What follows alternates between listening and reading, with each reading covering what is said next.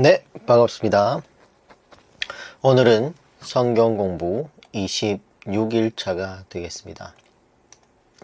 어느덧 또 새로운 한 주가 시작됐죠. 네, 6번째 주일이 시작이 됐습니다. 어제는 또 11월의 마지막 주일을 보냈고, 또 이어서 오늘 또 새로운 한 주를 시작하게 됐는데, 또 힘차게 또 시작해봐야죠. 네.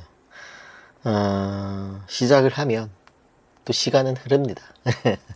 그래서 오늘은 열왕기 하서를 보게 될 텐데, 이번 주간은 열왕기 하서를 보게 되고, 또, 선지서로 가가지고, 왔다 갔다 하면서 보게 될 겁니다.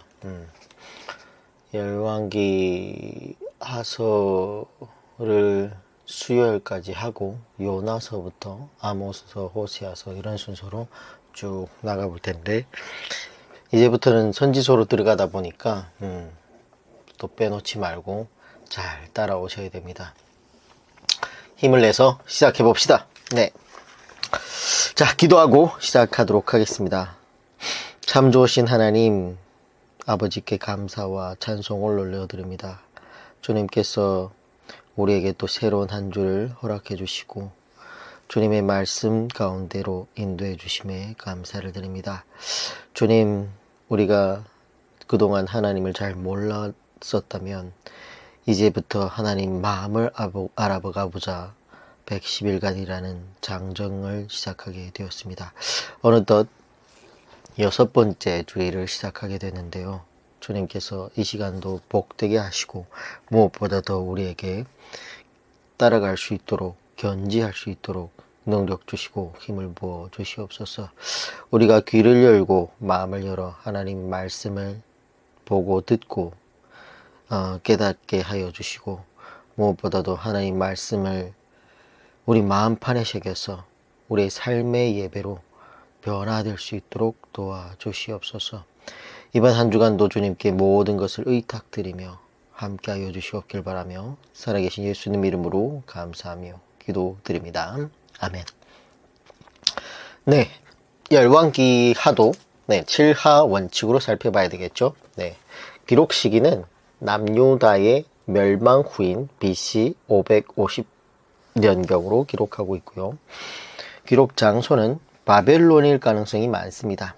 기록한 자는 예레미야라고 하나 확실한 기록자는 알 수 없습니다. 대상자는 포로 귀환 이후의 유대인들을 대상을 하고 있고요. 중요한 내용은 아하시아 왕부터 바벨론 포로까지의 역사가 기록되어 있습니다. 기록 방법은 남북 열왕들의 역대기를 참고하여 기록하고 있고요. 기록 목적은 왕국과 왕조의 흥망과 부침을 보여주기 위함입니다.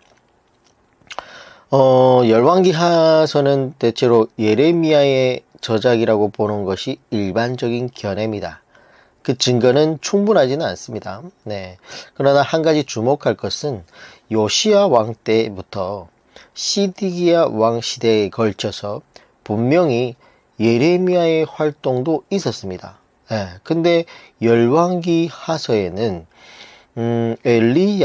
엘리사는 기록되어 있는데 예레미야의 이름은 그 어디든지 나오지 않습니다. 네. 만약에 다른 사람이 기록을 했다고 하면 예레미야 선지자의 활동도 충분히 기록할 텐데 왜 기록을 안 했을까라는 게 보통 의문인 거죠. 그래서 우리는 미루어 짐작을 해본다면 정확하지는 않지만 왜 예레미야 선지자 이름이 나오지 않았을까라는 것을 미루어 본다면, 만약 예레미야가 본인이 직접 기록을 했다면 자신의 이야기를 역사에서 제외했을 수도 있다는 얘기죠. 그래서 열왕기 하서에서 중요한 내용은 예레미야가 이렇게 북이스라엘의 멸망과 남왕국 유다의 멸망 사건을 기록하지 않았나, 그리고 남쪽 유다에 대해서보다도 먼저 북쪽 이스라엘 중심으로 기록을 하다가 북왕국이 멸망한 후부터는 남쪽 유다의 이야기를 다루고 있는 그런 모습을 볼 수 있습니다. 그래서 결국 모든 예언자들이 예언했던 대로 이루어지고 가는 그런 모습을 볼 수 있죠. 이 열왕기 상하서는 왕조 열전이면서도 또한 선지자 열전이라고도 할 수 있습니다. 왕들과 제사장 방백들이 정치를 잘 못하니까 하나님께서 예언자를 보내신 것인데, 예언자들 중에서 어떤 분은 예언한 것을 책으로 남겼지만, 그러나 어떤 부분들은 어떤 예언자들은 책을 쓰지도 않고 그냥 구두로 혹은 표적으로 혹은 삶의 자세로 하나님의 뜻을 전하였던 겁니다. 그래서 대표적으로 엘리사는 구약에서 매우 유명한 예언자였지만 그들은 문서로 남긴 것이 거의 없습니다. 그래서 다른 분들이 후대에 많은 분들이 그들의 삶을 토대로 책을 써서 남긴 거죠. 위대한 사람은 책을 잘 쓰지 않는답니다. 예. 그러나 더 위대한 사람은 스스로 어떤 책을 쓰지 않고 타인으로 하여금 그들의 삶을 책으로 써야 할 만큼 그냥 위대한 삶을 살아버리는 거죠. 그래서 우리 예수님도 직접 쓰신 책이 하나도 없습니다. 예. 베드로야 받아 적어라 뭐 이런 얘기를 한 적이 하나도 없고, 전부 다 삶으로 사셨는데 그 얘기를 후에 제자들이 그리고 많은 분들이 책으로 남겼다는 거죠. 그래서 아주 위대한 사람은 책을 쓰지 않아도 그 말씀이 후시대까지 전해지는 그러한 모습을 볼 수 있습니다. 그래서 이때 이 시대가 악하여 가지고 아합이나 이세벨 같은 사람들이 악정을 행했기 때문에 하나님께서 엘리사 같은 예언자를 보내신 거죠. 북왕국에서 엘리야가 사역을 하고 있을 때 남왕국 유다에서는 요아스 왕이 나이 7세로 등극을 했죠. 이때 일어난 예언자가 스가랴라고 해가지고 역대하서 24장 20절에서 22절에 나오는 선지자 이름이 나옵니다. 그래서 성경에 보면 의로운 사람이 돌에 맞아 죽는 경우가 여러 번 있는데, 의인 아벨에서 시작해서 사가랴까지라고 하면서 나중에 예수님께서도 마태복음에서 이 얘기를 하는 경우가 있습니다. 그리고 스테반 등의 예인들의 또 돌에 맞아 죽기도 했죠. 그래서 요아스는 본래 악한 사람이 아니었는데 제사장 여호야다가 살아있을 때는 그래도 성전세를 거두고 수리하고 성전의 기병을 만들면서 선정을 했으나, 여호야다가 죽고 나서 유다의 방백들이 왕을 깨어 아세라 목상과 다른 우상을 섬기게 했다는 거예요. 그야말로 백성이 지식이 없어서 망한다고 탄식했던 호세아 말 그대로였다는 겁니다. 그래서 이런 배경을 우리가 기억을 하고 열왕기 하서를 들어가 보도록 하겠습니다. 열왕기 하서 1장, 아하시아 이야기가 계속되는 것을 볼 수 있어요. 1장 2절에 아하시아가 사마리아에 있는 그의 다락 난간에서 떨어져 병들매 사자를 보내매 그들에게 이르되 가서 에그론의 신 바알세붑에게 이 병이 낫겠나 물어보라 하니라. 자, 아하시아가 병이 들었는데 그 병든 이유가 다락 난간에서 떨어졌다는 거야. 이 아하시아가 낮잠을 자고 오후에 난간, 오늘날로 말하면 베란다 같은 데서 떨어졌다는 건데, 참 답답하죠. 왕이 어떻게 돼가지고 난간에서 떨어졌다는 거야. 근데 우리가 이 시점에서 신명기 22장 8절로 돌아가 보면, 신명기 22장 8절 돌아가 보면 율법에 그런 얘기가 있어요. 내가 새 집을 지을 때에 지붕에 난간을 만들어 사람이 떨어지지 않게 하라. 그 비가 내 집에 돌아갈까 하노라. 자, 난간을 만들 때에 흔히 얘기하면 떨어지지 않게 뭐를 만들어야 된다고요? 펜스 같은 거 이렇게 만들어야죠. 그래가지고 떨어지지 않게 만들으라고 했는데, 이 아하시아가 집을 지을 때, 자기 집을 지을 때 난간에다가 펜스 같은 걸 안 만들었는지 자기가 스스로 뛰어내리지는 않았을 거 아니에요. 근데 어떻게 떨어졌다는 거야. 그래서 참 이런 것도 하나님 말씀을 모르니까 집 지을 때도 이런 걸 안 짓다 보니까, 안 만들다 보니까 어떻게 떨어져서 병이 들었다는 거야. 참 우리 하나님은 이런 사소한 것까지도 세밀하게 신경을 써서 지붕에 난간을 만들어 사람이 떨어지지 않게 하라, 이런 얘기를 하는데, 아하시아는 사마리아에서 떨어져 병이 들었다는 거예요. 근데 중요한 거는 다시 열왕기 하서로 돌아오면 이 사자를 보내요. 어디를 보냈어요? 에그론의 신 바알세붑에게 보냈다는 거예요. 이 세상에 물을 신이 없어서 에그론의 신 바알세붑, 바알세붑이라는 거는 똥파리 신이라는 거, 똥파리 신. 우리가 파리를 자세히 보면 어때요? 상당히 손을 빨리 비비죠. 빨리 비비고, 계속 비비고, 쉴 새 없이 비비고, 또 비비고. 얼마나 사람들이 그 모습을 보고, 야, 저렇게 쉴 새 없이 기도를 하나? 이랬던지, 그 속도 아무도 따라갈 수 없다. 이러면서, 정말, 똥파리 신에게 한번 빌어봐라. 이러면서, 그 똥파리 신을 그거를 보고 대단하고 여겼던지, 블레셋에서 섬기고 있는, 건데, 이 똥파리 신을, 이 아하시아가 병들자 자기 병이 낫겠나 하고 그 똥파리 신에게 자기 신하를 보냈다는 겁니다. 근데 여기에서 보면, 사자라는 단어가 나옵니다. 그래서 신하인데, 참, 이 사자라는 단어가 많이 나와요, 성경에는. 요한계시록에도 보면, 예수님께서 손에 7별과 7사자가 있음에, 그 7별은 교회요, 사자는 그 교회를 책임지고 있는 목회자다, 이렇게 설명이 나오지 않습니까? 이 사자라는 표현이 여러 가지가 있죠. 우리말에는 뭐 물건을 사자라고 할 수도 있고, 짐승 사자, 그런 것 수도 있고, 또 여기서 나오는 사자, 정말 주의 종이라고 할 수도 있고, 뭐 천사일 수도 있고, 많이 구약 성경에서도 나오는데, 보통 제가 대표 기도를 할 때 주의 사자라는 표현을 많이 씁니다. 저는 목사님이라는 표현을 잘 쓰지 않습니다. 대표 기도를 할 때. 그 이유는 우리가 기도하는 대상이 하나님이죠. 하나님. 사람이 아니란 말이에요. 기도하는 대상이. 그러면 정말 높고 높은, 천국 보좌에 앉아 계시는 하나님께 기도를 한다 하시면, 이 세상에서 누가 하나님보다 더 높겠습니까?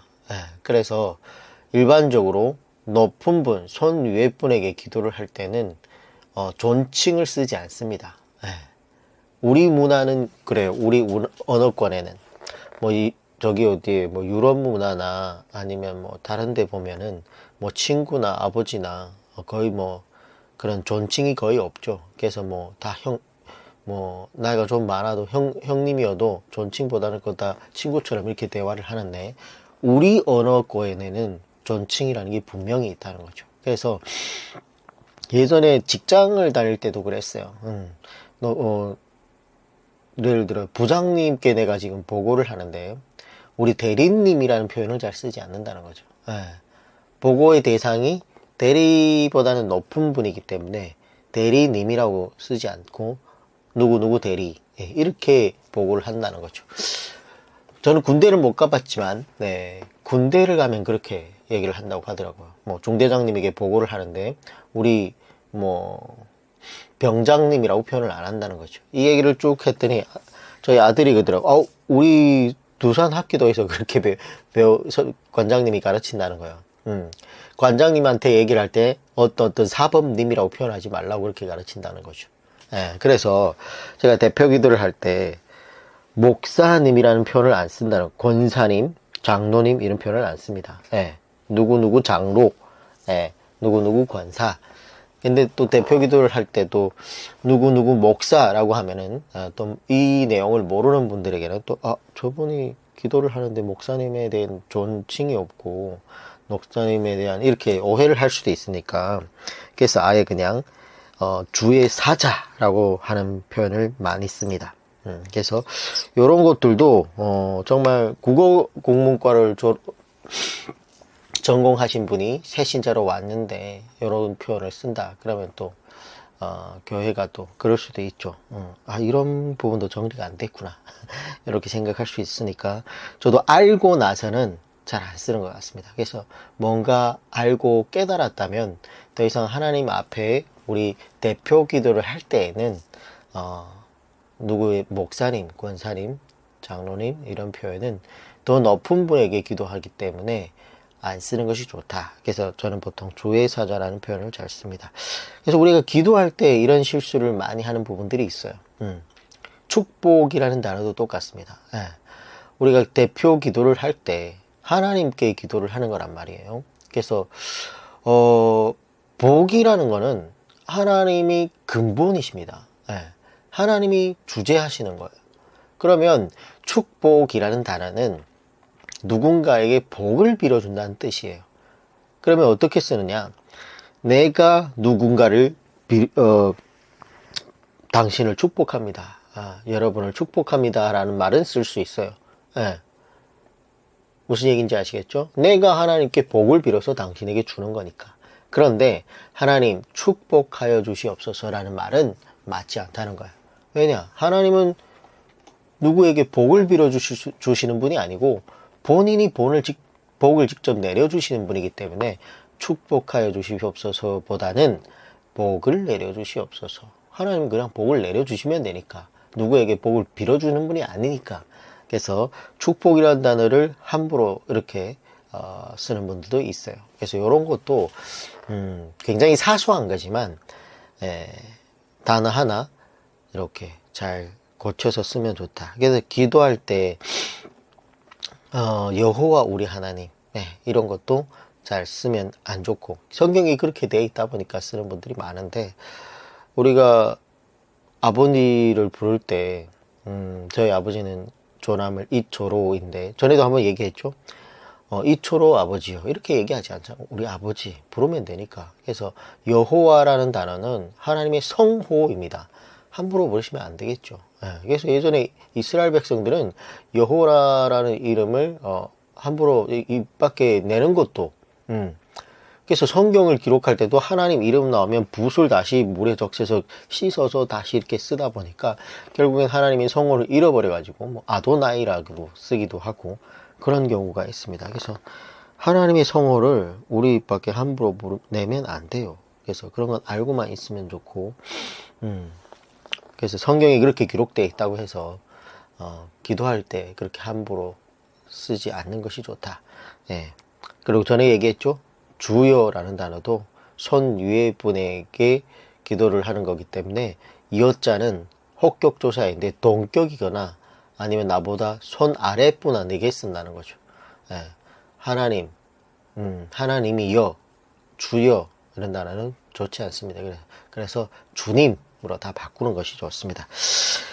자, 그래서 사자라는 단어를 얘기하다 보니까 이렇게 길어졌는데, 우리의 기도나 우리의 이런 일반적으로 쓸 때 이런 단어 하나하나 신경 써서 정리해 나가는 것도 이미 알았다면 고치는 것이 좋다라는 겁니다.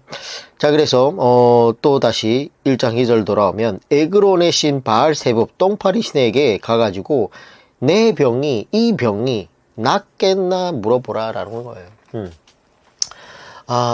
이 병을 어떻게 하면 낫겠습니까? 라는 질문이 가장 좋을 텐데, 똥파리 신에게 가가지고 이 병이 낫겠나 물어보라고 하니까 하나님께서 얼마나 자존심이 상하고 어이가 없으신지 바로 천사 엘리야를 보냈습니다. 그에게 1장 3절 여호와의 사자가 디셉 사람 엘리야에게 이르되 너는 일어나 올라가서 사마리아의 왕의 사자를 만나 신하를 만나 그에게 이르기를 이스라엘에 하나님이 없어서 너희가 에그론의 신 바알세붑에게 물으러 갔냐. 하나님이 상당히 기분이 안 좋으시죠? 그래가지고 1장 4절 그러므로 여호와의 말씀이 내가 올라간 침상에서 내려오지 못할지라 내가 반드시 죽으리라 하셨다 하라. 엘리야가 이에 가니라. 그래서 여기에 보면 이 낫겠나 물어보라 라고 했던 거는 이 아하시야도 아는 거예요. 엘리야에게 물어보면은 너는 반드시, 왜냐면 자기 했던 짓이 있으니까 반드시 죽으리라. 근데 우리는 보통 들어야 되는 말보다도 듣고 싶은 말을 듣고 싶지 않습니까? 예, 그러다 보니까 이 엘리야한테 가서 물어보면 반드시 넌 죽을 거야 라는 대답을 듣고 바알 제부백에 가면 예, 넌 나을 거야 라는 얘기를 듣고 있기 때문에 자기가 잘못한 게 있으면 주님 죄를 지었습니다. 제가 어떻게 해야 살겠습니까? 라는 그 질문하는 게 맞는데 낫겠나 물어봐. 다른 게 필요 없고 일단 내 병이 낫는지 안 낫는지 가장 중요하니까. 그래서 바알 제북에 이렇게 보내는 모습도 있습니다. 자, 그래서 그 신하가 아하시아 왕에게 가서 잘 전달했죠. 그래서 아하시아 왕이 그의 신하의 이 말을 한 사람이 어떻게 생겼냐라고 물었더니 8절에 그들이 그에게 대답하여 그는 털이 많은 사람인데 허리에 가죽띠를 띠었더이다 하니 왕이 이르되 그는 디셉 사람 엘리야로다. 그는 털이 많은 사람인데 허리에 가죽띠를 띠었다는 거예요. 자, 이런 걸 보면 누가 생각이 나요? 세례 요한이 생각납니다. 엘리야는 세례 요한의 그림자와도 같은 인물이었죠. 그래서 말라기에서에서는 하나님께서 내가 때가 되면 주의 종 엘리야를 보내겠다라고 했는데 정말로 400년의 침묵을 깨고 세례 요한이 등장을 하게 되었습니다. 마치 구약 성경에 엘리야와 같은 모습을 가지고 있었다는 거죠. 자, 아하시아 왕이 그 사람이 엘리야라는 것을 알고 그에게 사람을 보내게 됩니다. 50부장과 군사 50명을 보내는데 그때의 엘리야는 갈멜산 꼭대기에 있었어요. 갈멜산은 언덕이에요, 솔직히. 산이라기보다는. 그런데 그 50부장이 그 언덕에 올라가기 귀찮아가지고 그 아래에서 예의 없이 성의 없이 엘리야를 냈다 부릅니다. 하나님의 사람이여 왕의 말씀이 내려오라 하셨나이다. 왕이 내려오라 했습니까? 안 했습니까? 안 했죠. 근데 이 사람이 가가지고 자기가 올라가기 귀찮으니까 뭐래요? 왕의 말씀이 내려오라 하셨나이다. 이랬다는 거예요. 그는 하나님을 두려워하지 않았다는 거예요. 하나님의 종을 두려워하지 않는 것은 하나님을 두려워하지 않았다는 거랑 똑같죠. 그랬더니 하늘에서 불이 내려와가지고 그 50부장과 50명을 불살라버렸습니다. 그러자 아하시아가 또 50부장과 군사 50명을 보냈는데 이번에도 또 버릇없이 속히 내려오시옵소서 이렇게 또 하다가 결국 불타 죽어버렸죠. 1장 13절 왕이 세 번째 50부장과 그의 군사 50명을 보낸지라 셋째 50부장이 올라가서 엘리야 앞에 이르더 그의 무릎을 꿇어 엎드려 간구하여 이르되 하나님의 사람이여 원하건대 나의 생명과 당신의 종인 이 50명의 생명을 당신이 귀 보소서. 자, 뭐가 다릅니까? 올라가 엘리야 앞에 이르러 그의 무릎을 꿇어 엎드려 간구하여. 그는 뭐예요? 밑에서 부른 게 아니라 올라갔어요. 그리고 또 뭐예요? 무릎을 꿇고 엎드려 간구했다는 거예요. 이처럼 하나님께 나아갈 때 태도와 자세가 중요하다, 중요하지 않다? 중요하다는 거예요. 하나님은 내 마음의 중심을 보겠지. 절대 그렇지 않습니다. 자기 마음의 중심을 행동으로 나타나는 거죠. 그래서 어떤 분들은 하나님은 내 중심을 보신다 그러면서 배꼽을 훤히 드러내놓고 자신의 중심이라고 얘기하는데 그 얘기가 아닙니다. 그래서 마음의 중심을 본다. 행동이 따라가야 되는 겁니다. 하나님께 나아갈 때는 반드시 올라가서 무릎을 꿇고 엎드려 간구해야 된다는 거예요. 하나님 앞에 가까이 가야 된다는 거예요. 자, 그때서야 하나님께서 엘리야에게 그 50부장을 따라가도 괜찮다라고 하신 것인데 그래서 그가 따라가서 아하시아 왕에게 변함없는 설교를 하죠. 1장 16절 말하되 여호와의 말씀이 내가 사자를 보내 에글론의 신 바알세부백에 물으려 하니 이스라엘에 그의 말을 물을 만한 하나님이 안 계심이냐. 그러므로 내가 그 올라간 침상에서 내려오지 못할지라. 내가 반드시 죽으리라 하셨다 하니라. 자, 그렇게 해서 아하시아가 죽게 됩니다. 그리고 누가 왕이 되었는가?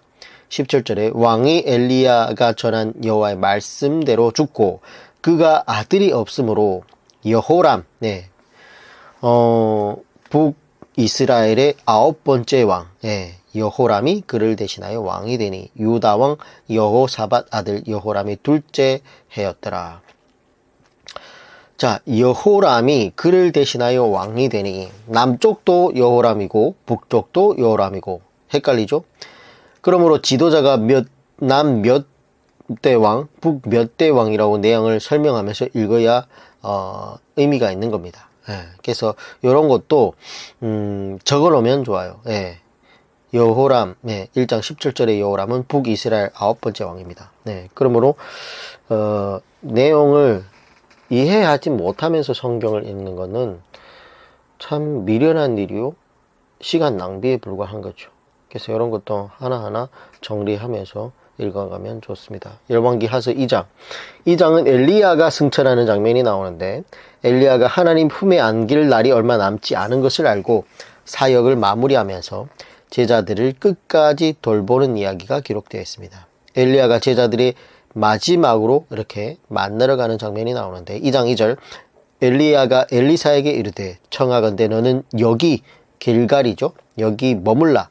여호와께서 나를 베델로 보내시느니라 하니 엘리사가 이르되 여호와께서 살아계심과 당신의 영혼이 살아있음을 두고 맹세하노니 내가 당신을 떠나지 아니하겠나이다 하는지라. 이 두 사람이 베델로 가니, 엘리야는 엘리사에게 길갈에 머물라고 얘기를 하지만 엘리사는 뭐예요? 베델까지 쫓아가겠다는 거예요. 이것이 하나님을 섬기는 자세예요. 끝까지 따라가야 돼. 2장 4절, 엘리야가 그에게 이르되 엘리사가 청하건대 너는 여기 베델, 베델에 머물라. 여호와께서 나를 여리고로 보내시는지라. 엘리야가 이르되 여호와께서 살아계심과 당신의 영혼이 살아있음을 두고 맹세하노니 내가 당신을 떠나지 아니하겠나이다 하니라. 그들이 여리고에 이르매, 여리고를 또 따라가요. 6절, 엘리야가 또 엘리야에게 이르되 청하건대 너는 여기 여리고에 머물라. 여호와께서 나를 요단으로 보내시느라 하니 똑같이 따라가는 거예요. 요단으로. 그래서 두 사람이 요단으로 또 갑니다. 근데 엘리사가 요단강까지 엘리야를 따라갔죠. 내가 당신을 떠나지 아니하겠나이다. 이런 얘기를 3번씩이나 합니다. 엘리사는 이런 고백을 하면서 엘리야를 끝까지 따라갔던 거예요. 베델에도 엘리야의 제자들이 있었고 여리고에도 엘리야의 제자들이 있었지만 다른 사람은 쫓아가지 않는데 엘리사는 어떻게? 끝까지 엘리야를 따라갔다는 거예요. 때로는 하나님께서 우리에게 그만큼 따라왔으면 됐다, 이제 그만 쉬어라. 그런데 그것이 정말 그만 따라오는 것이 아니고 정말로 진지하게 목숨을 걸고 따라오는가 하는 것을 보기 위한 하나님의 테스트일 수도 있다는 거예요. 근데 이 하나님의 시험에 엘리사가 합격을 하게 됩니다. 그러므로 남들이 경험하지 못하는 놀라운 복과 은혜를 경험하게 되는데, 우리도 기왕 하나님을 따르는 것인데 엘리사가 엘리야를 따랐던 것처럼 끊임없이 빼놓지 말고 어디든지 하나님하고 함께 동행하는 것이 좋겠다는 거죠. 그래야 복을 받고 은혜도 받는 겁니다. 2장 9절, 건너음에 엘리야가 엘리사에게 이르되 나를 내게서 데려감을 당하기 전에 내가 내게 어떻게 할지를 구하라. 엘리사가 이르되 당신의 성령이 하시는 역사가 갑절이나 내게 있게 하소서 하는지라. 10절, 이르되 내가 어려운 일을 구하는도다. 그러나 나를 내게서 데려가시는 것을 내가 보면 그 일이 내게 이루어지려니와. 밑줄 칩니다. 그렇지 아니하면 이루어지지 아니하리라 하고. 2장 11절, 두 사람이 길을 가며 말하더니 불수레, 불말들이 두 사람을 갈라놓고 엘리야가 회오리 바람으로 하늘로 올라가더라. 엘리야는 불수레가 아닌 회오리 바람을 타고 올라간 겁니다.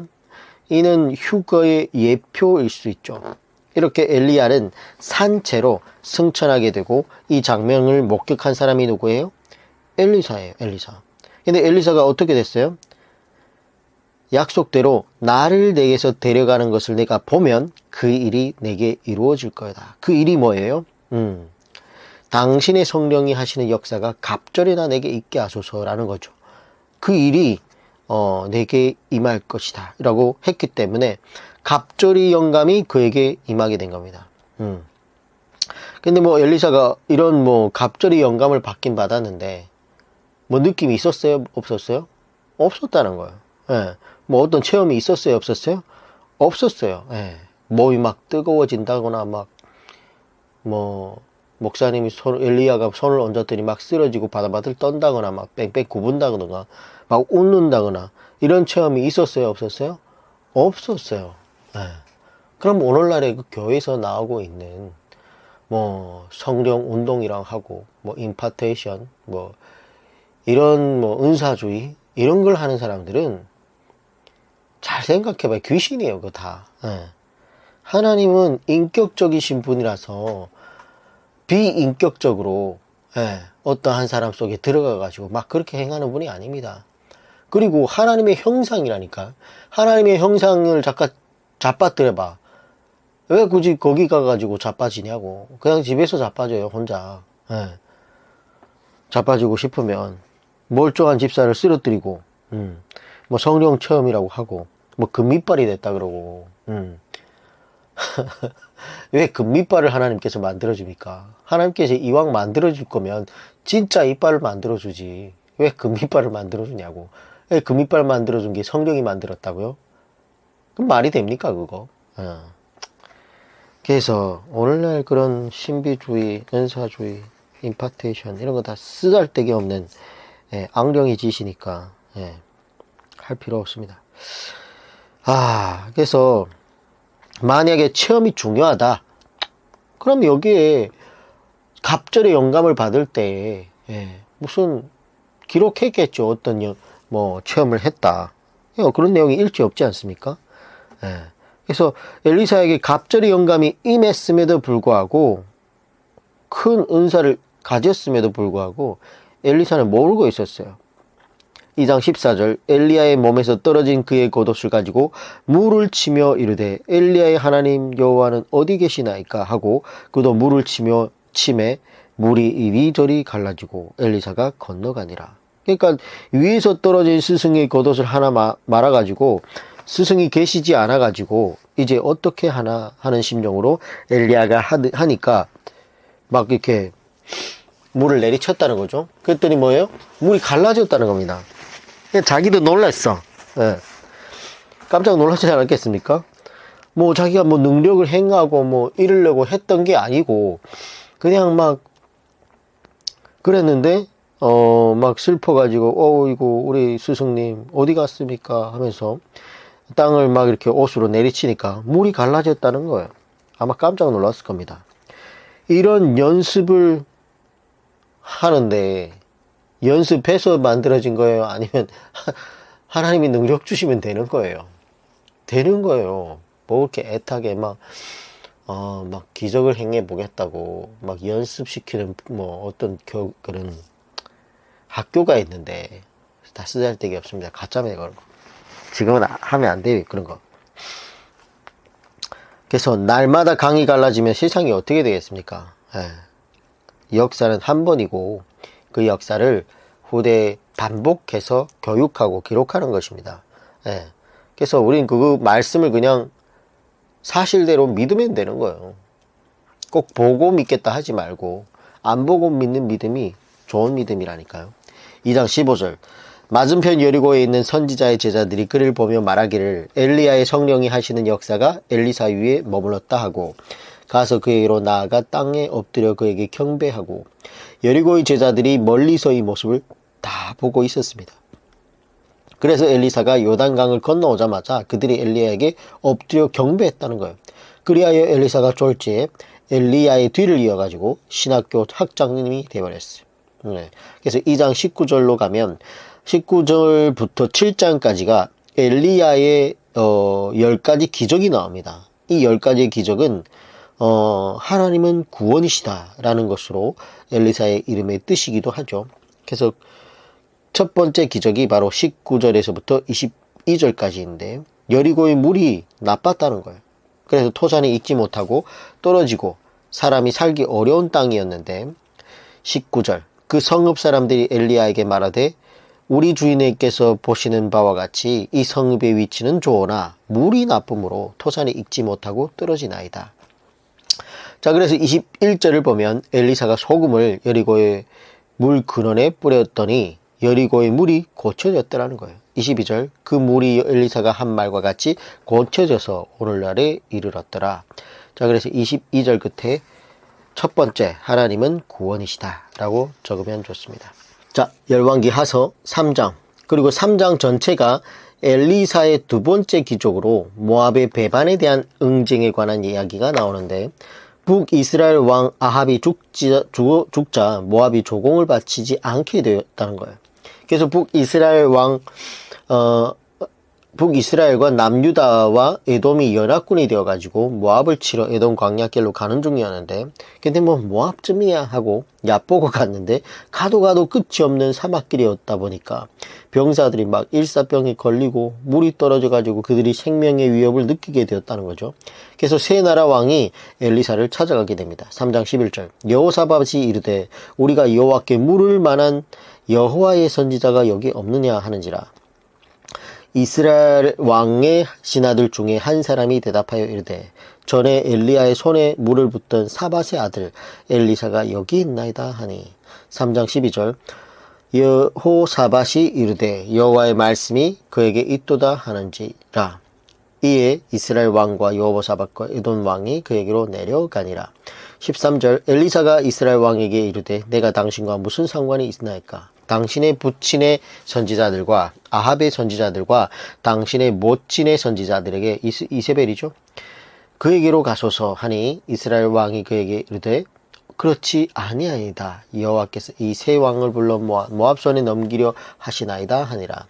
자, 여호람이 자기의 발등을 찍은 거죠. 내가 당신과 무슨 상관이 있나이까. 자, 이 말은 엘리사가 북이스라엘의 왕가와 관계가 불편하다는 거죠. 이것은 하나님의 신기가 북이스라엘을 향하여 불편하다는 거예요.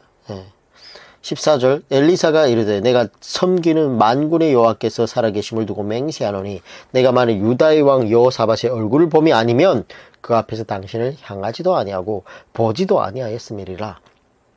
자, 그래도 여호사밧은 착하여서 엘리사가 볼 마음이 있었지만 여호람은 볼 마음이 없었다는 거예요. 아마 하나님도 마찬가지였지 않겠습니까?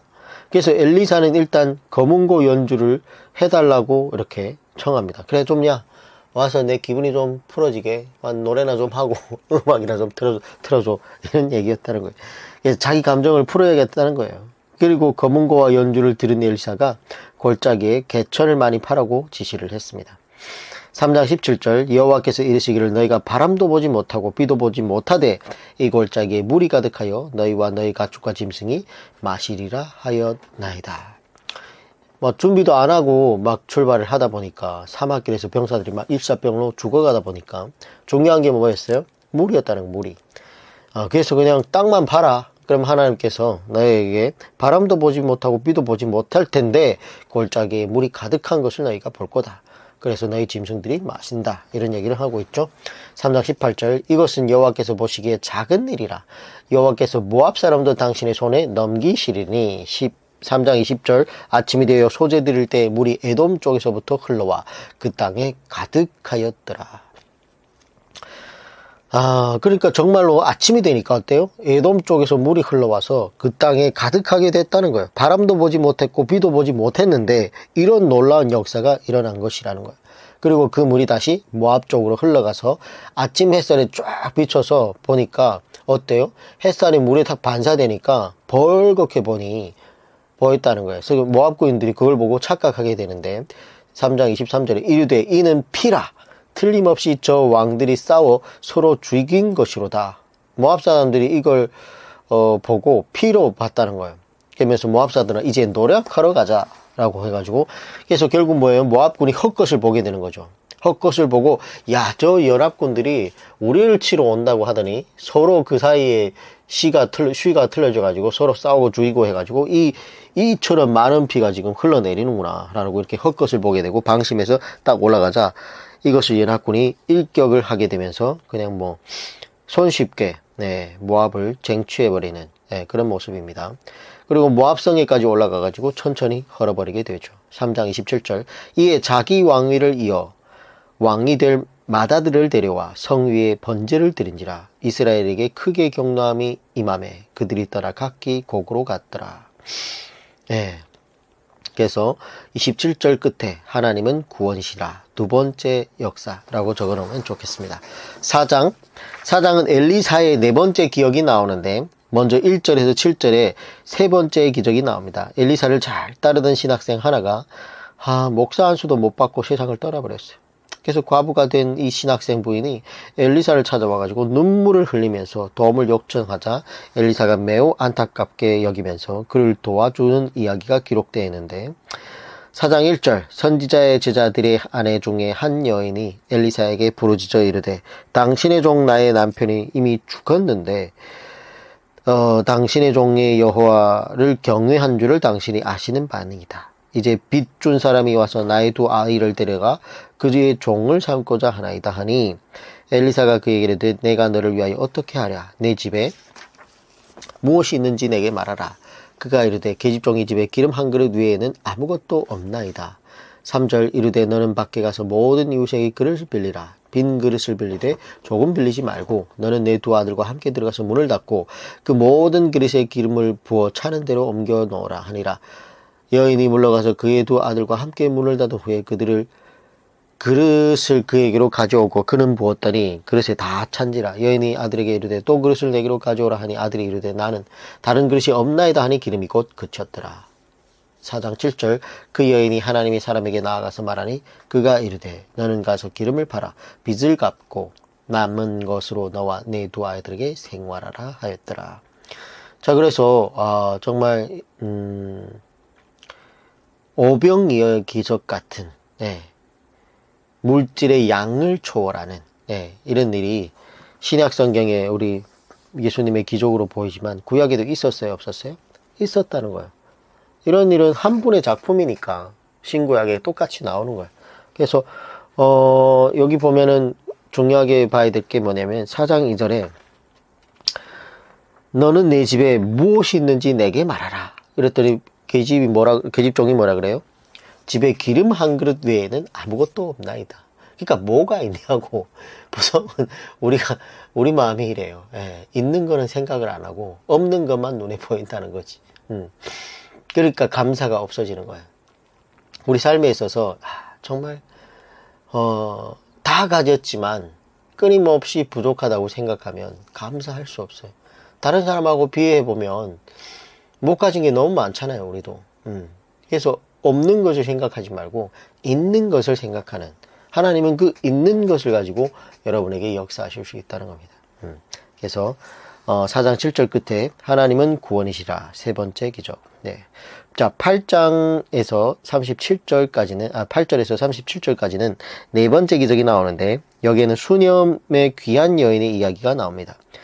이 수념 여인이 엘리사가 그쪽 집 앞으로 지나갈 때마다 강권하여 음식을 먹게 했다고 나오는데 4장 9절에 여인이 그의 남편에게 이르되 항상 우리를 지나가는 이 사람은 하나님의 거룩한 사람인 줄을 내가 아노니. 자, 이 여인은 엘리사를 하나님의 거룩한 사람으로 알아보았다는 거예요. 진짜 하나님의 종임을 알아보고 이 여인이 엘리사를 대접한 거예요. 그리고 이것을 넘어서서 작은 방 하나를 만들고 엘리사가 지나갈 때마다 식사하는 것이 아니라 식사도 하고 휴식도 취할 수 있도록 막 설교 준비를 할 수 있도록 책상과 막 의자와 촛대까지 이런 것을 준비해 가지고 하나님의 종을 섬기는 그런 아름다운 모습이 기록되어 있습니다. 그래서 오늘날 엘리사가 그 집을 지나가다 그 집에 이렇게 또 휴식을 하게 되는데 아무리 생각해도 너무 고마운 거예요. 한 여인이 어떻게 우리를 위해서 이렇게 막 준비해 주는 모습이 너무 고마운 거예요. 그래가지고 그 여인을 위해서 무엇을 기도해 줄까 하는 고민이 생기게 되는 거죠. 이 사람한테 어떻게 보답할까?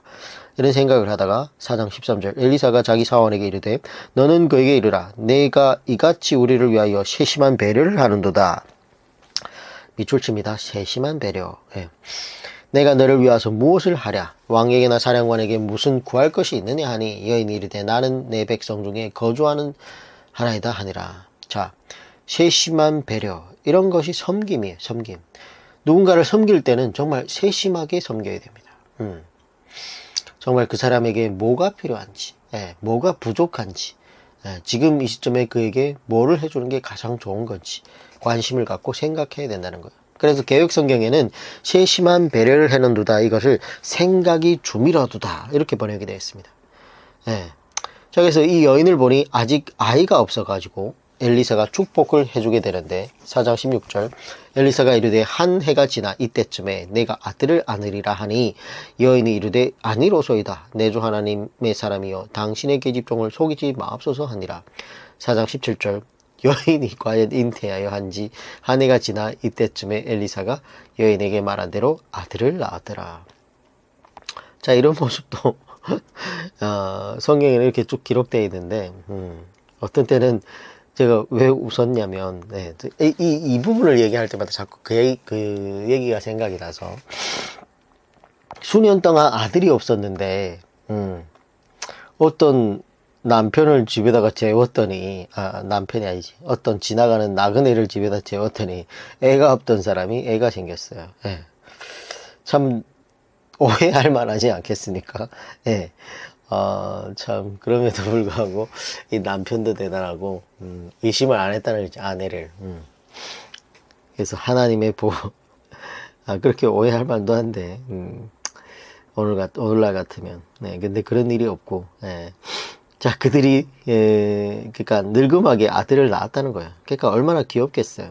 근데 이 아이가 무럭무럭 자라더니 어느 날 하루는 아버지가 일하는 밭에 가가지고 갑자기 이렇게 말합니다. 4장 19절에 그의 아버지에게 이르되 내 머리야 내 머리야 하는지라. 그의 아버지가 사울에게 말하여 그의 어머니에게로 데려가라 하매 아이는 아버지는 아이가 아프면 엄마한테 바로 이렇게 보냈죠. 그래서 어머니에게 보냈더니 그만 어머니 무릎에서 아이고 머리야 하다가 죽어버렸어요.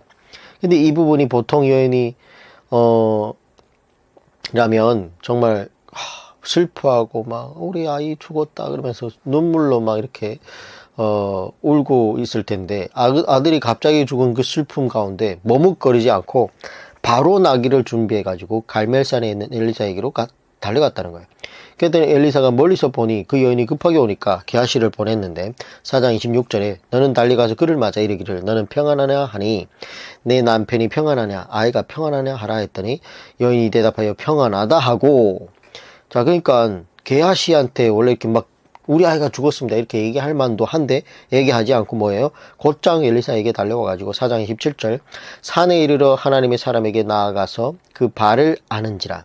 게하시가 가까이 와서 그를 물리치고자 하매 하나님의 사람이 이르되 가만히 두라 그의 영혼이 괴로워하지만은 여호와께서 내게 숨기시고 이르지 아니하셨다 하니라. 그러니까 그때 엘리사는 이 여인이 무슨 이유 때문에 우는지 알았어요 몰랐어요? 몰랐다는 거예요. 하나님이 사람이라고 해서 다 아는 게 아니에요. 하나님이 모르게 하면 모를 수 있다는 거예요. 4장 28절 여인이 이르되 내가 내 주께 아들을 구하더이니까 나를 속이지 말라고 내가 말하지 아니하되이까 하니. 자, 그래서 엘리야가 알아들었어요. 4장 29절 엘리사가 게하시게 이르되 내 허리를 묶고 내 지팡이를 손에 들고 가라. 곧장 빨리 가라. 사람을 만나거든 인사하지 말며 사람이 내게 인사할지라도 대답하지 말고 내 지팡이를 그 아이 얼굴에 놓으라 하는지라. 4장 30절 아이 어머니가 이르되 여호와께서 살아계심과 당신의 영혼이 살아계심을 두고 맹세하노니 내가 당신을 떠나지 아니하리라 하니 엘리사가 이에 일어나 여인을 따라가니라. 자, 이 여인과 엘리사의 신앙이 비슷하죠. 의지하려면 누군가를 따르려면 이 정도는 해야 된다. 내가 당신을 떠나지 아니하겠나이다. 그리고 의지를 해도 누구에게 의지를 해야 되는지를 잘 봐야 돼. 그래서 이런 부분을 보면 31절에서 37절까지 쭉 보면 그래서 결국은 게하시가 그보다 또 앞서가가지고 지팡이를 그 아이 얼굴에 놓았으나 소리도 없고 듣지도 아니하는지라. 돌아와서 엘리사를 맞아 그에게 말하여 아이가 깨지 아니하였다 하니 엘리사가 집에 들어가 보니 아이가 죽었는데 자기의 침상에 눕혔는지라. 들어가서는 문을 닫으니 두 사람뿐이라. 엘리사가 여호와께 기도하고 아이 위에 올라 엎드려 자기 입을 그의 입에 자기 눈을 그의 눈에 자기 손을 그의 손에 대고 그의 몸에 엎드리니 아이 살이 차차 따뜻하여지더라. 4장 35절 엘리사가 내려서 집안에서 한 번 이리저리 다니고 다시 아이 위에 올라 엎드리니 아이가 7번 재채기하고 눈을 뜨는지라. 엘리사가 게하시를 불러 저 수냄 여인을 불러오라 하니 곧 부름에 여인이 들어가니 엘리사가 이르되 내 아들을 데리고 가라 하니라. 여인이 들어가서 엘리사의 발 앞에 땅에 엎드려 절하고 아들을 안고 가니라. 여기 4장 37절 끝에 하나님은 구원이시라. 네 번째 기적 적어놓으면 좋습니다. 자, 그리고 다섯 번째 기적이 38절에서 41절까지 기록되어 있는데, 엘리야 때는 3년 6개월 동안 비가 오지 않았는데, 엘리사 때에는 영감을 갑절로 받아서 그런지 7년 동안 비가 오지 않습니다. 그래서 계속해서 비가 오지 않고, 기근이 계속되면 흉년이 계속 이렇게 들게 되는데, 근데 이런 장면들이 하나님의 징계라는 것을 우리가, 우리 율법에 있습니다. 그래서 배웠고, 지금 하나님의 마음이 북이스라엘을 상대로 매우 불편하시다는 거죠. 그래서 이때 신학생들은 뭐 후원도 다 떨어지고 먹을 것이 없어가지고 더 어려운 상황이죠. 어느 날 엘리사 학장님이 오셔가지고 국을 끓여줬는데, 그때 신학생 한 사람이 열심히 너무 지나쳐서 국에 너무 먹을 게 없으니까 들에 나가가지고 들포도 덩쿨을 만나서 먹지 못하는 들호박을 따와 썰어가지고 국에 끓이는 솥에 넣었다는 거예요. 4장 40절 이에 퍼다가 물에게 주어 먹게 하였더니 무리가 국을 먹다가 그들이 외쳐 이르되 하나님의 사람이요 솥에 죽음의 독이 있나이다 하고 능히 먹지 못하는지라. 엘리사가 이르되 그러면 가루를 가져오라 하여 솥에 던지고 이르되 퍼다가 물에게 주어 먹게 하라 하매 이에 솥 가운데 독이 없어지니라. 4장 41절 끝에 하나님은 구원이시라. 다섯 번째 기적. 42절에서 44절까지는 보리떡 20개로 100명을 먹이는 오병이어 예시가 기록되어 있습니다. 그래서 한 사람이 바알 살리사에서부터 와서 처음 만든 떡 곧 보리떡 20개와 또 자루에 담은 채소를 하나님의 사람에게 드린지라. 그가 이르되 무리에게 주어 먹게 하라. 그러니까 처음 만든 떡, 그거를 나눠줬다는 거예요.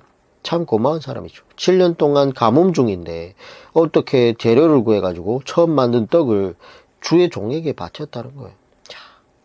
이런 사람이 있었다는 거예요. 그 어려운 시기에도.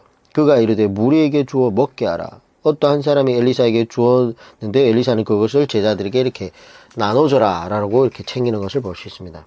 그래서 4장 43절 그 사원이 이르되 내가 어찌 이것을 100명에게 주겠나이까 하나 엘리사는 또 이르되 무리에게 주게 먹게 하라. 여호와의 말씀이 그들이 먹고 남으리라 하셨느니라. 그가 그들 앞에 주었더니 여호와께서 말씀하신 대로 먹고 남았더라. 떡 한 조각을 줬는데 100명이 먹고 남았다는 거예요. 저는 항상 얘기하지만 먹을 수는 있어요. 먹을 수는 있죠. 막 빵가루를 막 가루를 내가지고 그냥 뭐 손가락을 찍어서 그냥 맛만 보고 이렇게 먹으면 먹을 수 있겠지. 100명이. 근데 먹고 남았다라는 게 중요한 거죠. 이런 거는 정말 오병이어 신약성경에도 나오는 양의 초월, 하나님의 구원이시라. 여섯 번째 기적. 자, 5장 전체가 7번째 기적 이야기가 나오는데 여기에는 유명한 군대 장관이자 나병 환자인 나아만의 이야기가 나옵니다. 우리가 앞에서 보았듯이 아람과 북이스라엘 사이에는 계속해서 전쟁이 있었어요.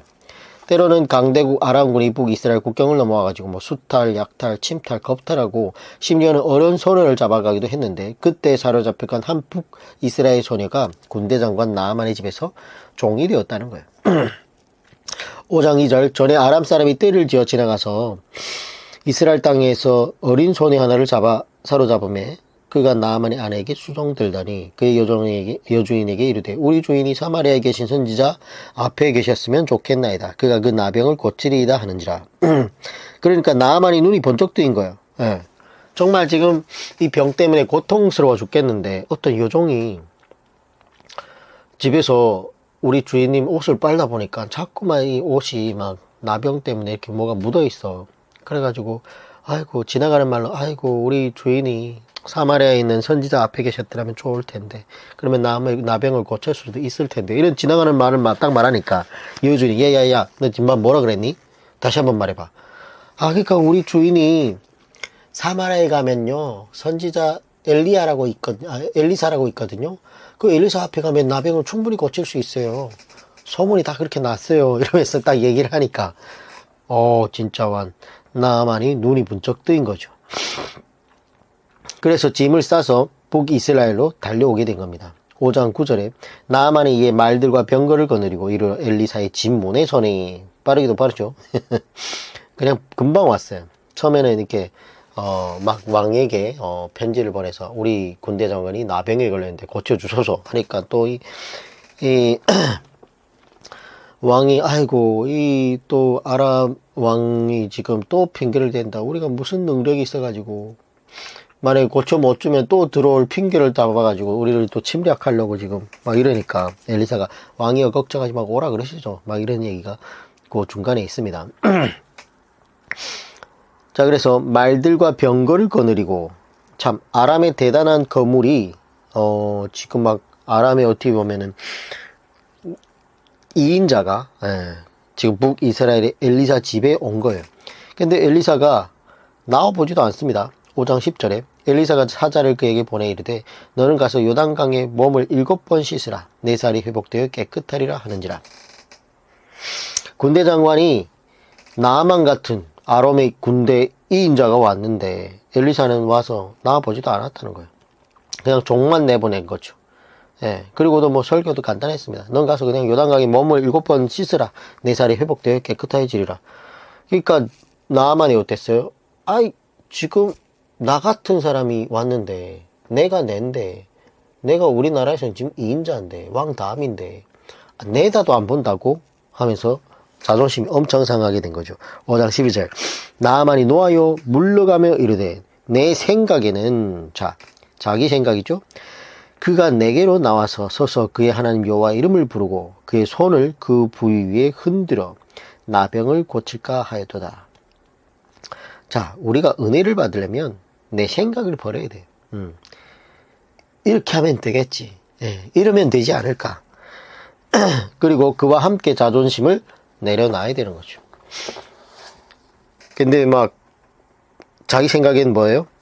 세상 잡신들하고 같고 막 흔들어 제끼고 막 쓰러지고 막 이럴 줄 알았는데 그런 게 없어. 그냥 요단강에 가가지고 7번 씻으면 낫는데 5장 12절 다메섹강 아바나와 바르발은 이스라엘 모든 강보다 낫지 아니하냐. 내가 거기서 몸을 씻으면 깨끗하게 되지 아니하랴 하고 몸을 돌려 분노하여 떠나니. 자, 그러니까 지금 북이스라엘은 어떤 형편이에요? 7년 동안 비가 오지 않아가지고 요단강이 뭐 막 구정물이야. 썩은 물이지. 그냥 흐르지 않으니까 고인물이다 보니까 뭐 녹조 뭐 막 껴가지고 물이 완전히 썩어져 있는데 딱 보니까 와, 저기 들어가면 없던 병도 얼마 올 것 같아. 그런 물에 들어가서 씻으면 낫는다고 하니까 들어가고 싶었겠어요? 우리나라 가면은 훨씬 큰 강이 너무 많은데 거기서 씻고 말지. 저 구정물 같은 정말만 그 더러운 물에 가서 씻으라 그러니까 들어가고 싶은 마음 하나도 없어. 그러니까 분노했다는 거야. 분노. 5장 13절 그의 종들이 나와서 말하여 이르되 아이고 내 아버지여 선지자가 당신에게 큰 일을 행하라 말했더라면 행하지 아니하겠나이까. 하물며 당신에게 이르기를 그냥 씻어 깨끗하게 된다는데. 그러니까 종들이 남을 위하는 마음이 있어요 없어요? 있다는 거예요. 그래도 종들이 자기 주인을 챙기는 그런 마음이 있습니다. 그들이 나아만을 말렸다는 거예요. 만약에 종들이 나아만에 대해서 안 좋은 감정이 있었다면 그래 너는 그냥 평생 문둥병으로 살다 죽어버려라 이랬을 텐데 그렇게 안 하고 우리 주인의 병이 나았으면 하는 마음이 종들에게도 있었다는 거예요. 그러니까 이 나아만이 그래도 참 괜찮은 사람이었다는 거예요. 죄송합니다. 그래서 아이고 내 아버지요 하면서 말렸다는 거예요. 다시 돌아가려고 하는 거를 선지자가 당신에게 큰 일을 행하라고 했다면 하지 않았겠습니까? 그래 하물며 좀 물에 들어가서 그냥 7번 몸을 씻으라는데 뭐가 그렇게 화가 났습니까? 한번 씻어 봅시다 했더니 이 나아만에게도 종들의 말을 들은 거죠. 그런데 더 놀라운 것은 나아만이 이 종들의 말을 듣고 행했다는 거예요. 그러니까 이 완악한 마음은 이런 일을 못할 텐데 종들의 말을 들었다는 것도 나아만도 어때요? 그래서 소통이 되는 사람이었다는 거예요. 당시의 군대 장관과 종의 갭이 얼마나 컸겠습니까? 그런데도 종의 말을 들었다는 것이요. 그러므로 성경에서 우리에게 끊임없이 말하고 있는 것은 듣는 게 복이라는 거예요. 듣는 게. 예. 경청하는 게 복이라는 거예요. 하나님의 말씀을 듣는 것이야말로 최고의 복이라는 거예요. 그러므로 시편의 서시와 같은 시편 1편에서 최고로 행복한 사람은 뭐예요? 여호와의 율법을 주야로 묵상하는 자라고 하지 않습니까? 이 묵상이라는 단어는 낭독에서부터 실천까지를 의미하는 거죠. 그래서 일평생 그 말씀을 붙잡고 살아가는 사람이야말로 가장 복된 사람이라는 거예요. 나아만은 이렇게 종들의 말을 들었다는 건데 5장 14절 나아만이 이에 내려가서 하나님의 사람의 말대로 요단강에 7번 몸을 담그니 그의 살이 어린 나이의 살같이 회복되어 깨끗하게 되었더라. 7번 몸을 담그니 참 나아만도 요단강 물에 7번을 물에 몸을 담그면서 별 생각이 다 들지 않았습니까? 물 상태가 이 정도인데 물에 들어가면 내 지금 상처난 부분이 더 오염되는 거 아니야? 그런 오만 가지 생각이 다 있었을 텐데 순종했다는 거야. 그러면서 한 번 탁 들어갔다 나오면 뭐 5분의 1이 딱 낫고 두 번 들어갔다 딱 나오면 뭐 또 어느 정도 낫고 이래야 되는데 그게 아니라 6번까지 들어갔다 나왔는데도 아무렇지도 않아. 똑같아. 근데 뭐예요? 7번째 탁 들어갔다 나오니까 역사가 일어나는 겁니다. 어린 나이의 살같이 회복되어 깨끗하게 되었더라. 이게 하나님의 역사입니다. 어린 나이 피부처럼 바꿨다는 거예요. 그 문둥병처럼 그렇게 막 골마 터져가지고 뭐 딱지에 막 고름에 막 그 살들이 어떻게 어린 나이의 살같이 회복되었다는 거예요. 이게 하나님이 주시는 완벽한 회복이라는 거예요. 근데 오늘날이 금이빨이 됐다? 하나님이 그렇게 역사하겠습니까? 새빨로 만들어주지. 네, 그건 다 악령들의 짓이야. 진짜 그렇게 만들어졌는지도 모르겠어요. 내 눈으로 직접 보지 않았으니까. 그래서 7번을 담글 때까지 끝까지 믿는 믿음이 뭐예요? 순종이라는 거예요. 중간에 한 6번 들어갔다가 이거 안 되잖아 이거 또 해야 돼 말아야 돼. 에이씨 집어치웠으면 돼요 안 돼요? 은혜 못 받는 거죠. 7번 들어갔다 나오니까 말씀대로 그러니까 역사가 일어나는 거죠. 자, 왜 우리가 시험에 들고 우리가 왜 힘이 빠지고 왜 낙심을 하는가? 온전히 따르지 않기 때문에 그렇게 낙심한다는 겁니다. 온전히 순종할 때 하나님의 역사가 일어나고 하나님의 복이 우리에게 임하게 된다는 겁니다. 그의 살이 어린 나이 살같이 회복되어 깨끗하게 되었더라. 네, 하나님은 구원이시라. 7번째 기적. 자, 5장 15절 나아만이 모든 군대와 함께 하나님의 사람에게로 돌아와서 그의 앞에 서서 이르되 내가 이제 이스라엘 외에는 온 천하에 신이 없는 줄을 알아이다. 청하건대 당신의 종에게 예물을 받으소서 하니 5장 16절 이르되 내가 섬기는 여호와께서 살아계심을 두고 맹세하노니 내가 그 앞에서 받지 아니라 하였더라. 나아만이 받으라고 강권하되 그가 거절하니라. 내가 그 앞에서 받지 아니하리라. 이런 부분을 우리 주의 종들은 본받아야 되겠습니다. 정도를 가려고 노력하는 엘리사의 모습을 볼 수 있죠. 왜냐하면 그때 당시에는 이방 잡신들이 병을 고쳐준다 그러면서 수많은 돈을 받았다는 걸. 그래서 우리 하나님은 그런 하나님이 아니다. 공짜로 은혜를 내려주시는 분이다. 그래서 안 받는 모습을 볼 수 있습니다. 그러나 계하시는 엘리사 몰래 은 2달란트와 옷 2벌을 어떻게든 받아내려고 집에 감추는 것을 볼 수 있죠. 그리고 이 종생한 나아만 장군이 그런 얘기를 합니다. 주님, 저기 흙을 좀 갖다 주면 가져가면 안 되겠습니까? 그랬더니 왜 흙을 달라 그러냐 했더니 내가 이제는 이스라엘 이외에는 하나님 신이 없는 줄을 내가 알아가지고 이제는 더 이상 고국에 돌아가가지고 아람에 돌아가가지고 다른 신을 안 섬기고 이스라엘의 흙을 땅에다 펴놓고 그 위에서만 유일한 하나님만 섬기겠습니다. 막 이러는 거예요. 그래서 좋은 굿 아이디어 가져가 이러면서 허락하는 모습도 나오고, 그리고 또 하나가 부탁이 있습니다. 그럼 뭐냐 말해봐. 내가 우리 왕을 나이가 많아가지고 비대함으로 자기 신을 섬기러 신상에 들어가 절을 할 때 그 왕이 이렇게 넘어질까봐 내가 옆에서 이렇게 부축하다 보니까 나도 몰래 그 신에게 이렇게 머리를 숙이게 되는데, 그 부분은 또 이스라엘 하나님이 좀 봐줬으면 좋겠습니다. 이런 얘기를 하는 거예요. 그래서 그런 거 중생한 영혼은 그런 작은 것 하나도 민감하게 반응을 하는 거예요. 예전에는 아무렇지 않던 것들이, 아무렇지 않게 그냥 했던 행동들이 이제는 어떻게 하나님께 은혜를 받고 나니까, 하나님 말고는 다른 신에게 머리 잠깐 숙이는 것도, 내 의지와 상관없이 머리 잠깐 숙이는 것도 양심에 꺼리낀다는 거예요.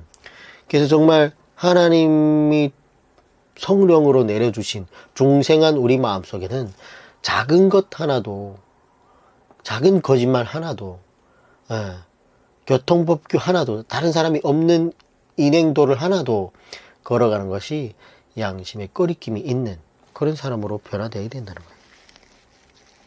5장 27절, 그러므로 나만의 나병이 내게 들어 내 자손에게 미쳐 영원토록 이르라 하니 게하시가 그 앞에서 물러나오매 나병이 발하여 눈같이 휘었더라. 자, 그래서 이 게하시가 그 은 2달란트와 옷 2벌을 받아가지고 집에 감췄단 말이에요. 그 때문에 지금 이 엘리사가 나병이 누구에게? 게하시에게. 자, 아람 군대 장관은 나병을 고침을 받고 가는 은혜를 받았는데 주의 종 옆에 있으면서도 어떻게 다시 그 나병을 뒤집어 쓰는 이런 일이 벌어진다는 거예요. 참, 그래서 어떻게 해야 은혜를 받는지 잘 알 수 있죠. 자, 6장 죄송합니다. 6장 1절에서 7절은 엘리사의 8번째 기적으로 쇠도끼를 찾는 이야기가 나오는데, 이처럼 엘리사를 통하여 기적들이 나타나니까 신학교가 막 부흥을 하게 됩니다. 그래서 교실이 부족했던지 신학생들이 돈이 없으니까 도끼를 빌려다가 집을 짓기 시작했는데, 근데 도끼질이 서툴다 보니 한 학생이 그만 그 도끼를 연못에 빠뜨려 버렸습니다. 그래가지고 그 시절에 도끼가 얼마나 귀합니까?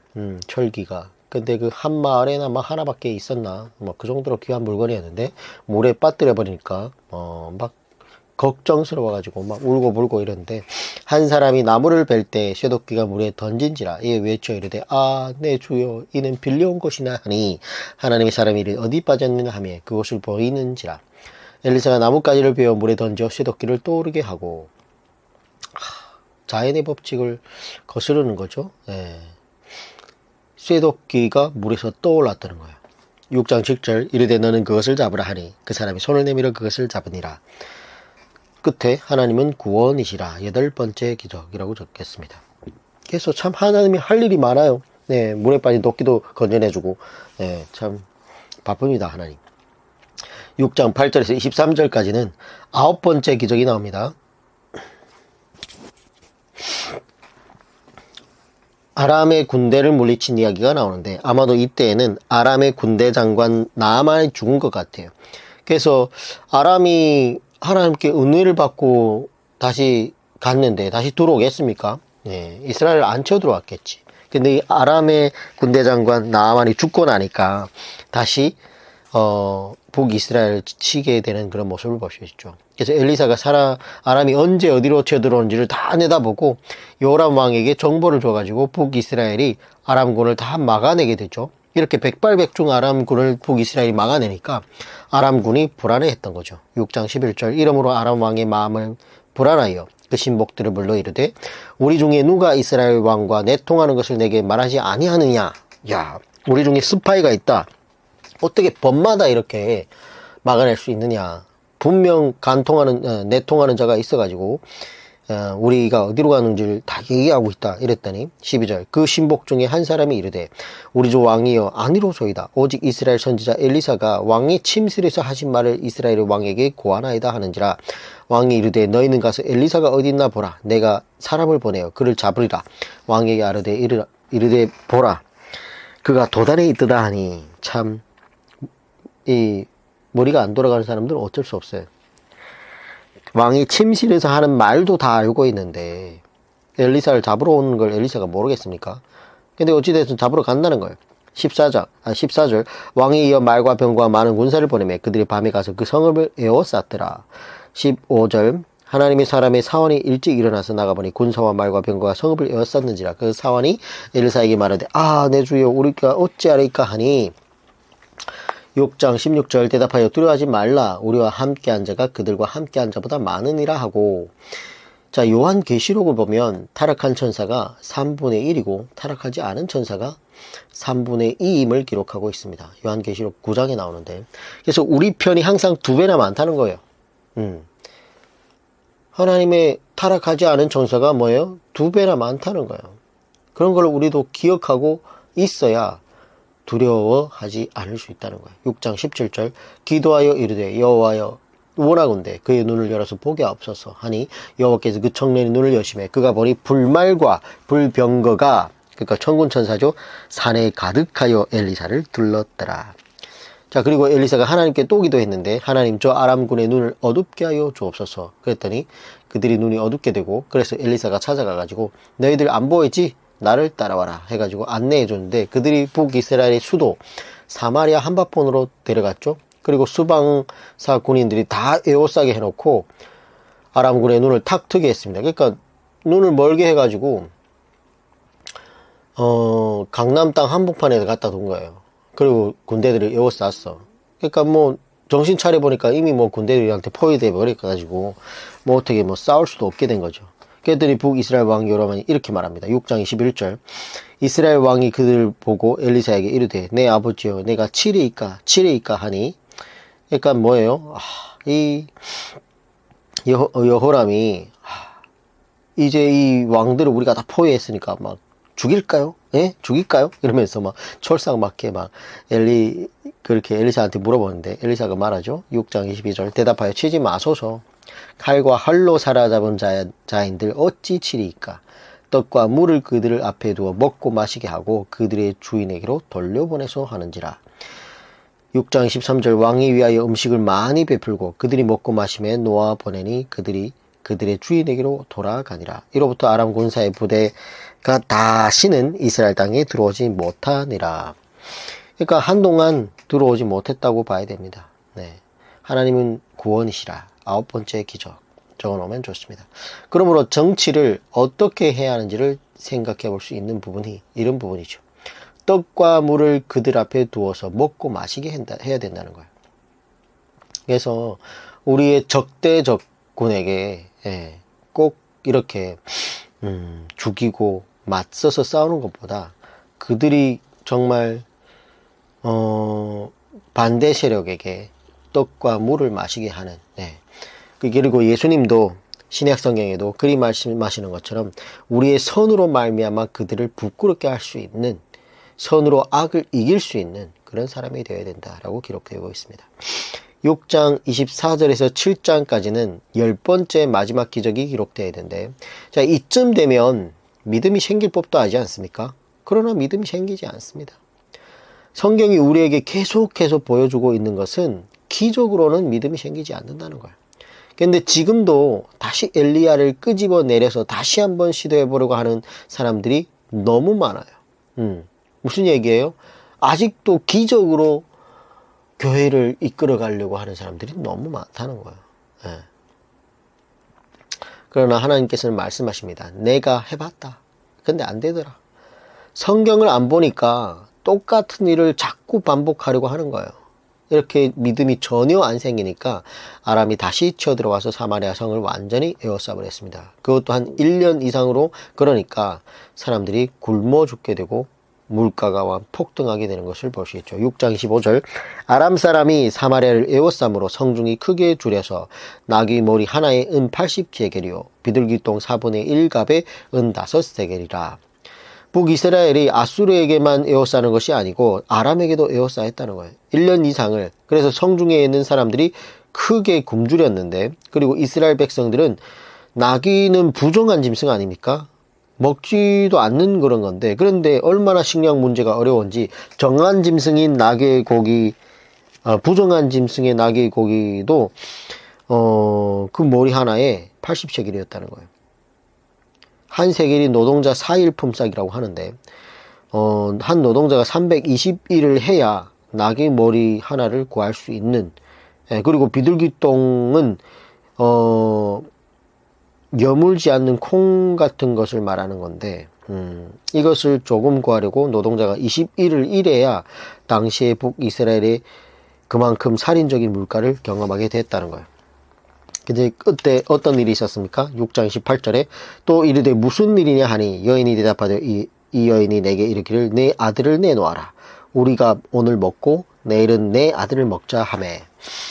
그러니까 요 두 여인이 A, B 두 여인이 가위바위보를 해가지고 오늘은 네가 졌으니까 네 아들을 삶아 먹고 그래가지고 그 자기 자식을 삶아 먹은 거예요. 그리고 다음날에 이긴 여인의 집에 와가지고 어제 우리 아들 먹었으니까 오늘은 내 아들 삶아 먹자고 하니까 이미 자기 아들을 빼돌린 거예요. 이 이긴 여인이 뭐예요? 배가 부르니까 정신이 돌아온 거지. 어떻게 자기 아들을 잡아먹느냐고 이렇게 자기 아들을 빼돌린 거예요.